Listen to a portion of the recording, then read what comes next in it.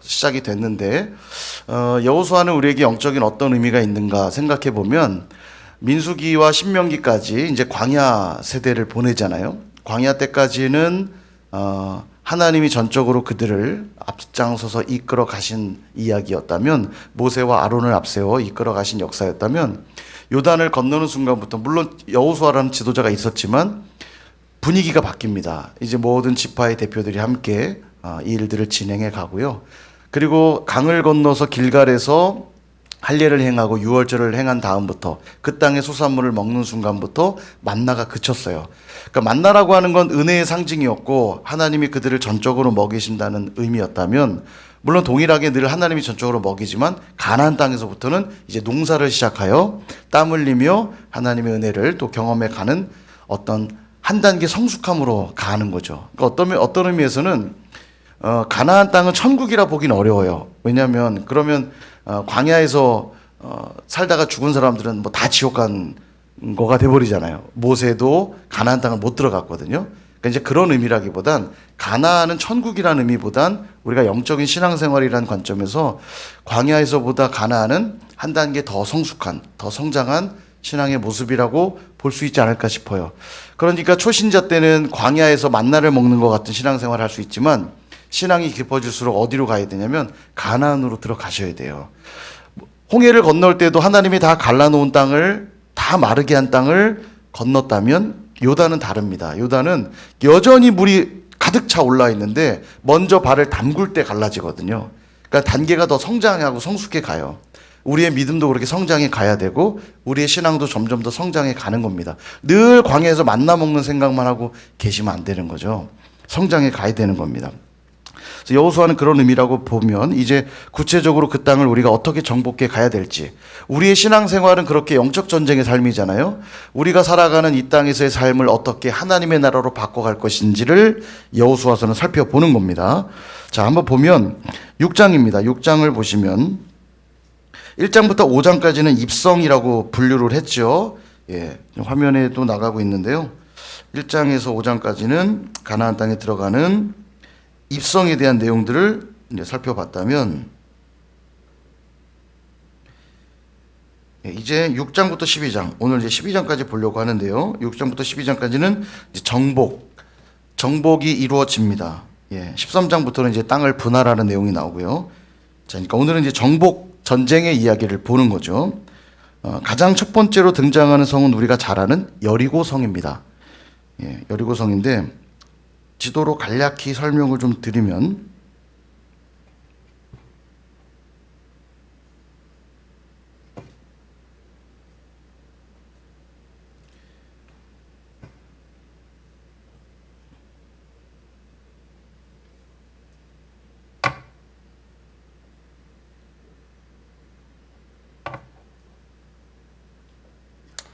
이게 출력될 때는 화면이 안 도네요.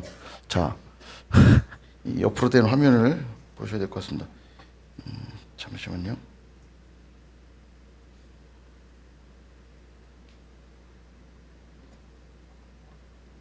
예, 도네요. 이렇게. 예.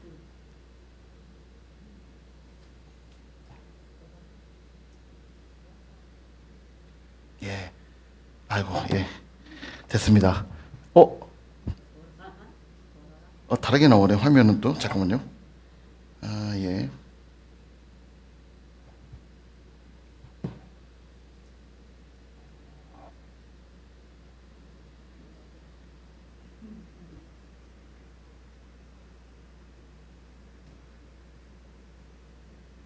안 도와주네요.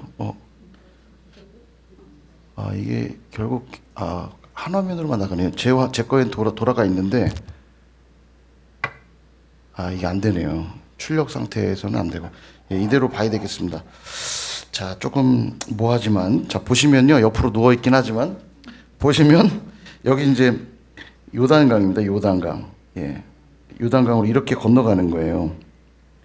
예. 우리가 이제 찬송가 요단강 건너가 만나리 하니까 이게 천국 들어가는 느낌인데요. 여하튼, 요단강을 건너 들어가죠. 그러면 가장 먼저 만나는 성이 바로 여기 여리고입니다. 여리고. 그 다음에 여리고를 지나 다음 만나는 성이 바로 여기 표시는 좀 안 돼 있는데 여기 있는 아이성이에요. 아이성. 여기. 그래서 이렇게 중부지방을 대표하는 여리고와 아이성을 정복한 후에 여기를 지나 그 다음에 이쪽 남쪽 지방으로 내려가서 남쪽을 정복하고요. 이쪽이 남쪽입니다. 그 다음에 이쪽이 북쪽인데 북쪽으로 올라가서 북쪽을 정복해요. 이게 정복전쟁의 내용입니다.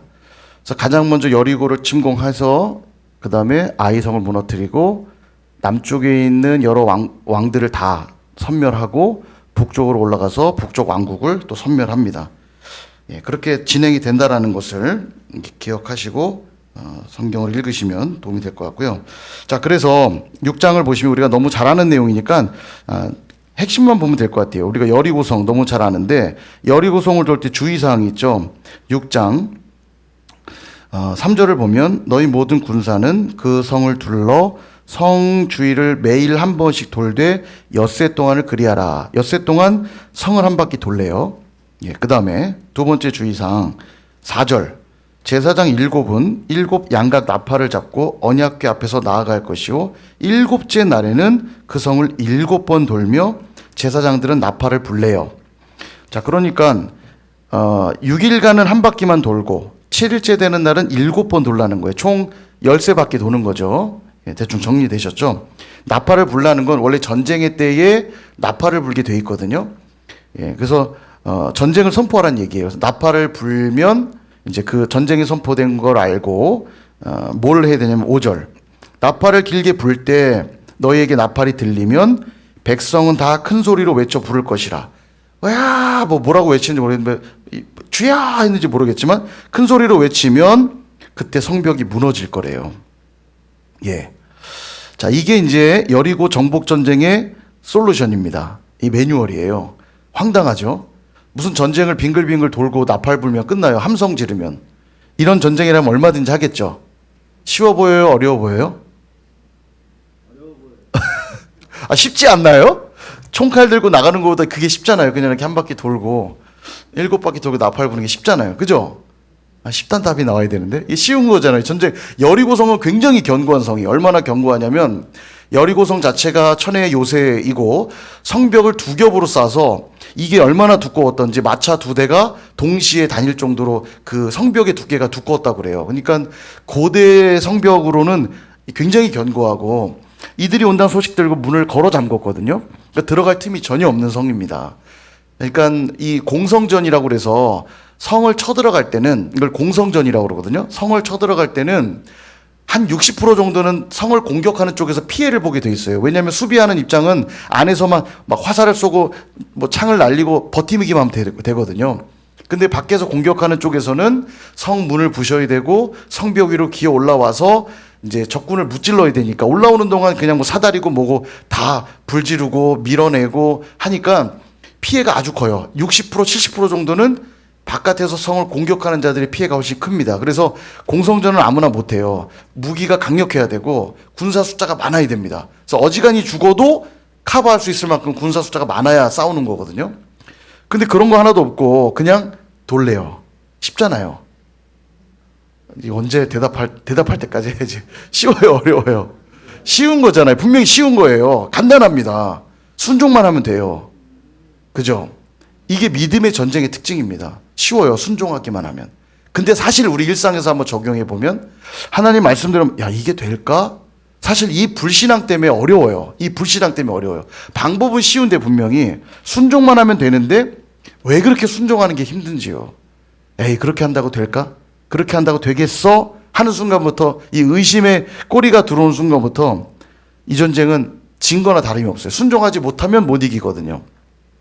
그러니까 믿음의 전쟁은 분명히 쉬운 건데 우리의 죄성으로는 순종하기가 어렵다 보니까 힘들어지는 뿐이죠. 분명히 하나님 말씀대로 순종하면 이 전쟁은 쉬운 전쟁입니다. 이걸 잊지 말라는 얘기를 드리고 싶어요. 말씀대로 순종하면 이긴다는 것. 자꾸 우리가 사람의 생각으로 계산하고 사람의 생각으로 앞뒤로 재다 보면 있던 믿음도 사라져 버립니다. 그래서 이걸 우리가 항상 주의해야 되고 주신 말씀만 상고하면 되는데 이때 주의사항이 있어요. 진짜 중요한 주의사항인데 그게 뭐냐면 이겁니다. 10절 여호수아가 백성에게 명령하여 이르되 너희는 외치지 말며 너희 음성을 들리게 하지 말며 너희 입에서 아무 말도 내지 말라. 이게 유일한 주의사항이에요. 도는데 그냥 돌라. 뭐 몇 번 돌라 이거는 뭐 이렇게 어려운 주문은 아니니까. 근데 이게 제가 볼 땐 진짜 중요하고 어려웁니다. 음성을 아무 말도 하지 말래요. 이 숫자가 지금 장정만 60만이니까요. 꽤 많은 숫자잖아요. 이 많은 사람들이 성을 돌면서 뭐 합니까? 심심하잖아요. 노닥노닥 할 수 있죠. 야, 돌기만 하면 되는 거 맞냐? 그럼 된대. 우리 하나님 전능하신데. 그래, 맞아. 이렇게 시작했을 텐데, 둘째 날. 야, 근데, 뭐, 금이라도 좀 가야 되는 거 아니야? 우리 순종했는데 왜 아무 일도 안 벌어지지? 그러게. 예, 셋째 날쯤 됐어요. 되긴 되는 거냐? 야, 이러다 쟤네들 거꾸로 쳐들어나면 우리 다 죽는 거 아니야? 그러게. 예, 점점 이 말을 하기 시작한 다음에 대부분 사람들은 부정적인 말을 훨씬 많이 해요. 제가 볼 때 하나님 그거 아셨던 것 같아요. 그러니까 아무 말도 하지 말고 말을 하지 말라는 건, 여러분 때로는 언어 중에 가장 강력한 언어는 침묵이 언어일 때가 있습니다. 아무 말도 하지 않고 있을 때가 더 강력한 언어일 때가 있어요. 여기 지금 그거 하라는 겁니다. 아무 말도 하지 말고 뭐예요 그럼? 그냥 아무 말도 하지 말고 돌라는 건 뭐 하라는 얘기예요? 주신 말씀만 기억하고 그 말씀만 묵상하면서 가라는 거예요. 하나님만 기억하면서 가라는 거예요. 때론 그렇습니다. 우리가 이제 영적 전쟁이 우리 앞에 참 많은데 그때 가장 주의해야 될 게 이 말이에요. 말이, 우리가 막 말씀이 선포되고 기도하고 그러는데도 우리가 성을 정복하지 못할 때 대부분 말 때문에 무너질 때가 있어요. 예, 불필요한 말들을 자꾸 던져서 있던 믿음도 자꾸 사라지게 하고 우리 안에 하나됨을 자꾸 분열되게 하고, 말이 주로 그렇게 해요. 말이 부정적인 말이 나오니까. 우리 선일교회 붙어 있잖아요. 선일교회 성도는 부정적인 말을 일체하지 않습니다. 예. 근데 저는 떼고 싶은데 얼마나 부정적인 말을 많이 하면 붙여놨을까 싶은 생각이 들어서. 그런 거 아니죠? 예, 그런 거 아닐 거라고 저는 생각하는데, 말은 좀 주의할 필요가 있습니다. 말은 한마디 두마디 들다 보면 경험이 있으실 거예요. 살이 붙고요. 살이 붙을 땐 팩트와 관계없는, 그러니까 사실과 관계없는 자기의 어떤 주관적 사견이 들어가는 경우가 많다 보니까 몇 사람만 건너가면 이야기는 왜곡돼 있어요. 왜곡돼 있고 이게 긍정적인 쪽으로 또 안 가요. 예, 긍정적인 쪽으로 가면 그런 부풀린 따뜻한 거짓말은 차라리 괜찮을 것 같아요. 근데 대부분 부정적인 이 거짓말들이 많아집니다. 그러니까 자꾸 마음이 나뉘고 갈라져요. 주의해야 됩니다. 우리 앞에 늘 여리고의 전쟁에 우리가 주의해야 될 것, 말을 조심해야 된다는 것 기억하면 좋겠고요. 말을 줄이고 뭐를 많이 해야 되냐면 하나님 말씀을 묵상하는 걸 더 많이 해야 됩니다. 말씀을 자꾸 기억해야 돼요. 그래, 하나님이 하신다고 했어. 하나님이 하신다고 했어. 그래야 되는데 정말 하나님이 하실까 하는 순간, 예, 하와도 그렇게 넘어진 거예요. 죽을까 하노라. 정말 그럴까 하는 순간, 예, 흔들리는 거예요. 하나님은 선택의 명령을 준 적이 없습니다. 그러니까 선택하도록 말씀하신 적이 없어요. 먹는 날엔 정령 죽으리라. 하지 말란 명령만 주셨어요. 그냥 안 하면 됐는데 먹어도 되나 안 되나 선택의 자리로 순간에 가는 순간 죄를 짓는 것처럼 하나님 말씀에 순종만 하면 되는데 우리가 어떤 말들을 뱉기 시작할 때 선택의 문제로 자꾸 가야 돼요. 돌까 말까, 예, 이렇게 되는 순간 이제 이건 망하는 겁니다. 우리가 기억해야 될 것이고요. 만약 그럼에도 불구하고 말을 해야 된다면 우리는 믿음의 말을 해야 되죠. 돌아야지 무슨 소리야. 돌아야지. 예. 물론 아예 말 안 하는 게 좋습니다. 여기 하지 말라고 하셨으니까. 자, 그렇게 해서 이제 승리를 하게 되고요. 성벽이 무너지고 점령을 하는데, 이때 25절에 보면 하나님의 구원의 은혜가 나타나죠. 여호수아가 그 기생 라합과 그의 아버지의 가족과 그에게 속한 모든 걸 살렸으므로 약속대로 라합의 가족들을 살려주시죠.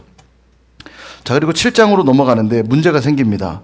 여리고는 반드시 다 아무것도 전리품을 취하지 말라고 명령하셨고 모든 걸 불태우라고 하셨습니다.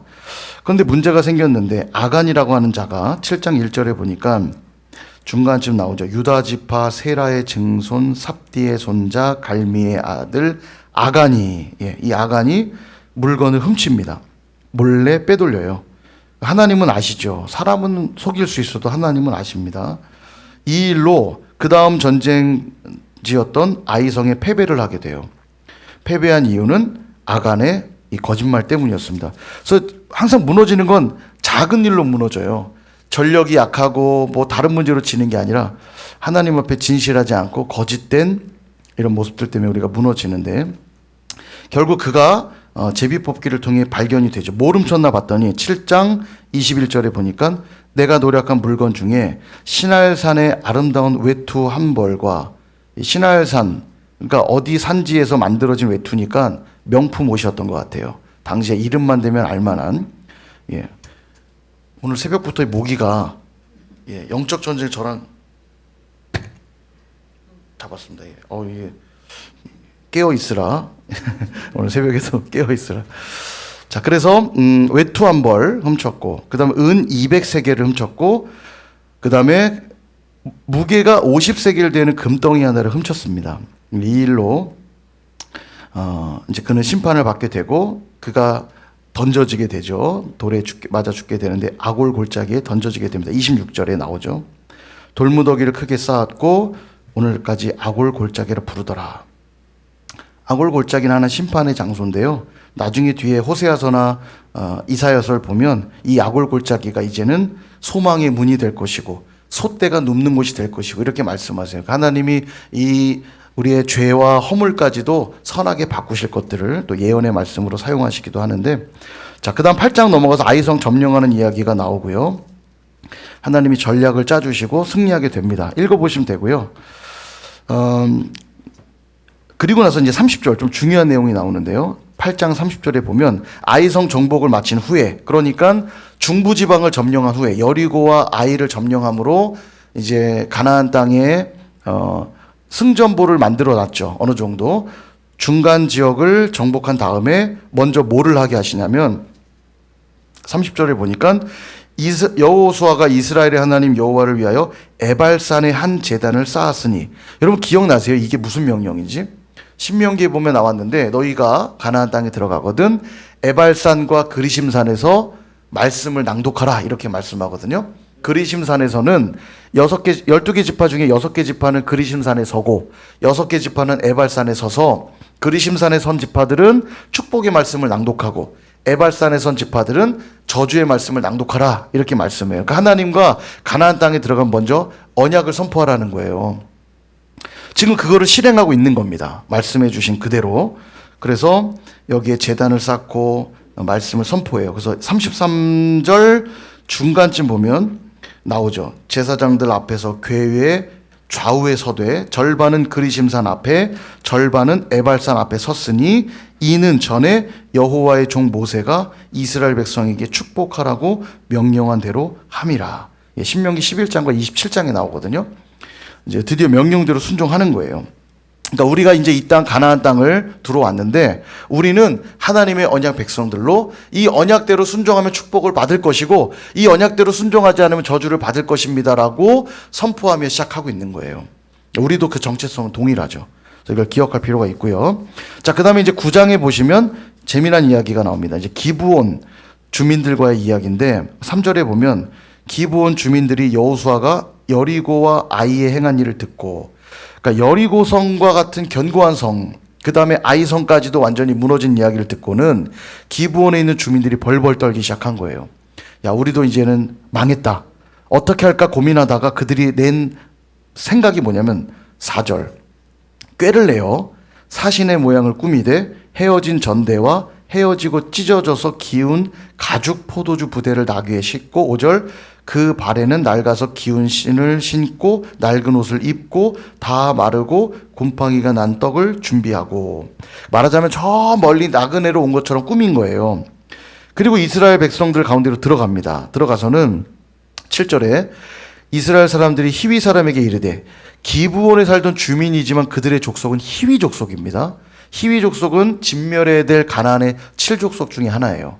그러니까 반드시 이들은 멸해야 될 대상입니다. 그래서 전에 가나안 족속, 브리스 족속, 아모리 족속, 가나안 7족속들을 얘기했잖아요. 그 중에 하나가 히위 족속이거든요. 그러니까 이들은 반드시 진멸해야 될 대상인데 이들이 이제 이스라엘 백성들 하는데 들어가서 뭐라고 하냐면 7절에 너희가 우리 가운데 거주하는 듯하니 우리가 어떻게 너희와 조약을 맺을 수 있으랴. 조약을 맺자고 얘기를 했거든요. 그러니까 어떻게 우리가 조약을 맺겠냐라고 했더니 그들이 뭐라고 하냐면 8절에 우리는 당신의 종들입니다. 여호수아가 그들에게 묻되 너희는 누구며 어디서 왔느냐? 이제 거짓말하죠. 저 멀리서 왔다고. 그리고 나서 이제 15절 여호수아가 곧 그들과 화친하여 그들을 살리리라는 조약을 맺고 회중 족장들이 그들에게 맹세하였더라. 그러니까 언약을 맺어요. 이게 참 나름 일리가 있는 건 뭐냐면 율법에 보면 나그네들을 잘 돌보라는 명령이 있잖아요. 그러니까 그들 나름대로는 말씀대로 하겠다는 생각에 멀리서 온 나그네니 그들과 우리가 조약을 맺고 그들을 돌보자 생각했는지 모르지만 그들이 미스한 게 뭐냐면 바로 14절입니다. 무리가 그들의 양식을 취하고는 어떻게 할지를 여호와께 묻지 아니하고. 그러니까 항상 우리가 하나님의 어떤 일들을 행할 때 하나님께 묻는 일들이 필요한데 묻지 않고 그냥 그들과 언약을 맺은 거예요. 조약을. 그리고 16절 사흘이 지나고 보니까 그들 가운데 거주하는 자라는 사실을 알게 된 겁니다. 기브온 주민이라는 걸 알게 된 거죠.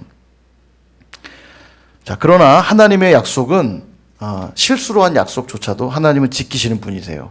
그래서 그들을 멸하도록 하지 않습니다. 그들이 분명 실수했지만 그래서 결국 그들이 21절에 보니까 회중들을 위해 나무를 패며 물깃는 자가 되었더라. 종이 되었다고 기록을 합니다. 그러니까 종으로 그냥 삼아요. 여러분, 이 하나님의 언약이 얼마나 강력하냐면 이게 나중에 어디까지 이어지냐면 사울 왕 시대까지 갑니다. 그러니까 그들을 가운데 살았으니까 희위 족속이 계속 살았잖아요. 근데 다윗 시대에 어느 날 3년간 비가 안 와요. 비가 안 오니까 이제 다윗이 하나님께 기도했는데 하나님이 알려주시기를 사울 왕이 화친을 깨고 기브온 주민들을 죽였다. 그래서 그 언약을 깬 일로 기근이 왔다고 말해줘요. 그래서 하나님께 기도하고 이 문제 해법을 어떻게 했냐면 사울 가족 중에 7명을 그들에게 내어주라고 얘기하고 이 기브온 주민들 7명을 죽입니다. 7명을 죽이고 나서야 다시 하나님 비를 내려주세요. 그러니까 하나님의 약속이 얼마나 강력한지를 볼 수 있는 대목이에요. 실수로 맺은 언약조차도 하나님은 약속을 이행하시는 분입니다. 이게 놀랍죠. 그래서 기억할 필요가 있고요. 이 사건도 읽어보시면 재미있습니다. 그 다음 10장 이제 남정복의 이야기로 이어지는데요. 아까 말한 대로 중부지방을 점령했죠. 이제 남쪽으로 내려가는데 여러 왕들이 나와요. 이제 3절에 보시면 예루살렘의 왕, 그러니까 예루살렘은 남쪽의 지방에 있는 지역이에요.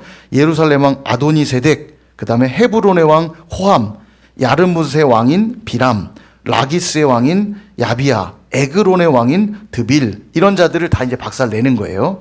쭉 읽어보시면 됩니다. 근데 이때 나오는 유명한 사건이 뭐냐면 태기다라. 태기다라 기억하시죠? 태양아 기브온이에 머무르고 달아 아얄론 골짜기에 그리할지어다. 예.